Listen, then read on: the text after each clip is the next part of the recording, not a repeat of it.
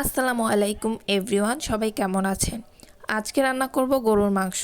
আমাদের সবারই কিন্তু গরুর মাংস অনেক প্রিয়। আমরা অন্য মাংসের তুলনায় এই মাংসটা চেষ্টা করি একটু ভালো করে রান্না করার।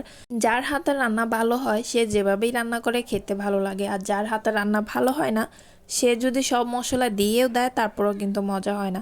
তো আমি আজকে রান্না করব বাটা মশলা দিয়ে, কাঁচামরিচ, পেঁয়াজ, রসুন আর সামান্য কিছু জিরা দিয়ে আমি একটু মশলা বেটে নিছি। আদা রসুন দিয়ে আগেই কষিয়ে নিয়েছিলাম। তারপর বাটা মশলাটা এখানে অ্যাড করে দিয়ে কিছুক্ষণ নাড়াচাড়া করে দিছি। আর আমাদের সবারই কিন্তু আলু খুব পছন্দের, আর আমার কাছে মাংসের থেকে বেশি আলুটা খুব বেশি ভালো লাগে। আলু না খেলে আমার একদমই জমে না।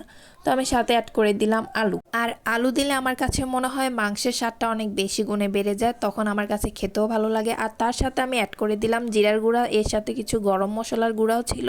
সব মশলা দিয়ে আমি অনেকক্ষণ কষিয়ে পরিমাণ মতো পানি দিয়ে তারপর রান্নাটা শেষ করেছিলাম। যাই হোক, সেদিন আলহামদুলিল্লাহ রান্নাটা অনেক বেশি ভালো হয়েছিল।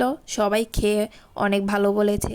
সবার জন্য রান্না করার পর সবাই যদি খেয়ে প্রশংসা করে তাহলে কিন্তু শুনতে অনেক বেশি ভালো লাগে এবং কষ্ট সার্থক হয়।